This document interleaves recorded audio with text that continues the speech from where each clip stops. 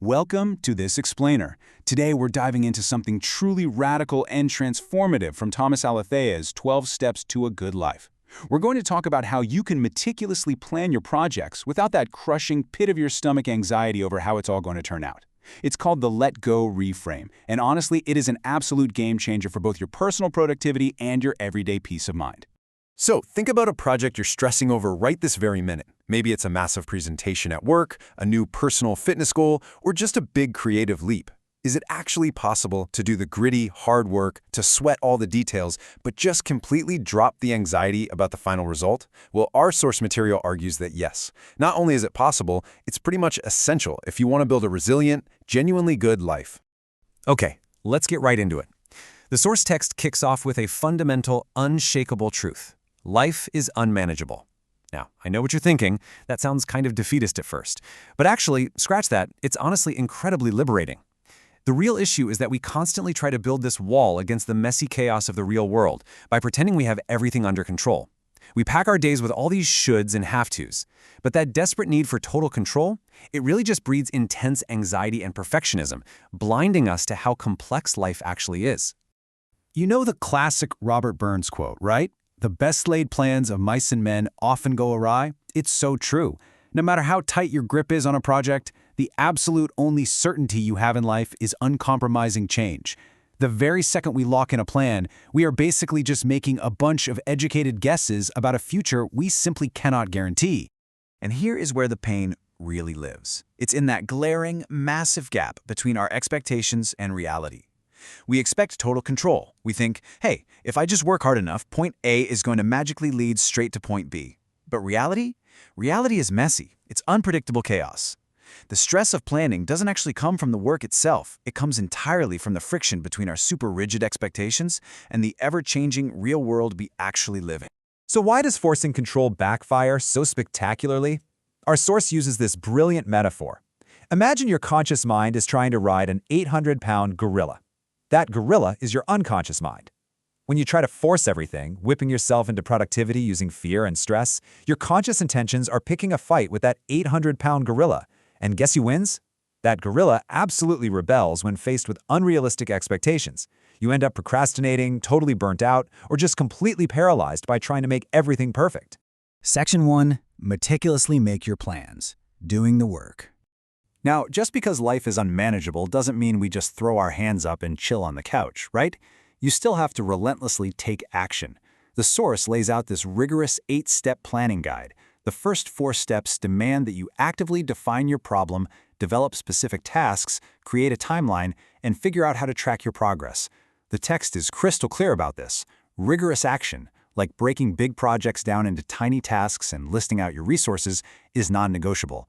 You aren't leaving things to chance. You are intentionally doing the work. This perfectly sets up something called the WOOP method. That stands for Wish, Outcome, Obstacle, Plan. The source loves this strategy because it forces you to stop relying on magical, positive thinking and actually anticipate real-world bumps in the road. You identify your wish, you visualize that great outcome, but then, and this is the secret sauce, you stare down the actual obstacle in your way and build an if-then plan to handle it. It's just a beautifully grounded, realistic way to prepare for all that chaos we were talking about earlier. To really picture this balance of hard work and reality, the text gives us a wonderful metaphor. Think of your project like planting a garden. You meticulously dig the hole, you plant the seed, and you water it. You have total control over the fertilizer, pulling the weeds, setting up the irrigation. That represents all your planning, your execution, your daily disciplined hustle. But here is the absolute crucial point. You cannot make that seed grow. Just really think about that for a second. You literally cannot force a seed to germinate. Despite all your amazing planning, your WOOP strategies, and all your hard work, the final result is ultimately out of your hands. You just have to slow down, take a deep breath, and recognize the hard limits of your own control. Which brings us to the core reframe of today's whole explainer, the concept of let go and let God.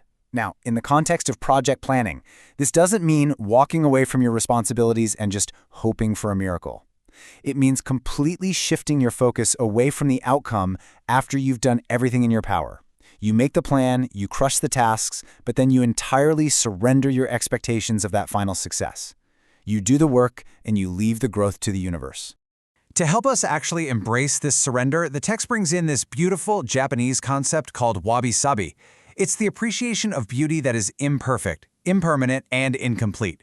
Instead of getting stuck in paralyzing perfectionism, which the author notes is usually just a huge fear of failure wearing a mask, we embrace the perfection of imperfection. Looking at your work through the lens of wabi-sabi gives you the incredible courage to actually start the hard things without being terrified that the result might be flawed. And that naturally flows right into the practice of non-attachment, which creates this essential space for you to feel, reflect, and choose freely. Now, practicing non-attachment doesn't mean you're shutting down or being apathetic or lazy, not at all. It just means you're loosening that white-knuckled grip on the steering wheel.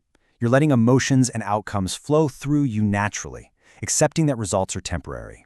And honestly, that is true emotional freedom in your work. Because think about the alternative. Trying to maintain absolute control, that only brings anxiety, rigidity, and a massive fear of failure. It locks you in a tiny, rigid box. But when you embrace serendipity, that's where the magic happens. Surrendering the outcome opens the door to finding real joy and fresh opportunities in unexpected results. Sometimes, a plan completely falls apart, but it ends up working out far better than you ever could have predicted. When you actually adopt this mindset, when you meticulously plan but completely detach from the outcome, the payoff is absolutely massive. You start focusing on the journey, not just the result. You build deep, lasting resilience because a setback isn't a hit to your self-worth, it's just reality taking a detour. You discover those better-than-planned outcomes, and maybe best of all, you drastically lower your daily stress. The effort itself becomes the reward. So we've covered a lot of ground today, right? From that 800-pound gorilla of the unconscious to the meticulous steps of Whoop, all leading up to the ultimate freedom of letting go. I want to leave you with this final provocative thought to take into your very next big project. What specific outcome are you desperately clinging to that you need to let go of today? Thank you so much for joining me for this explainer, and I truly hope this reframe brings some powerful productivity and deep peace to your daily life.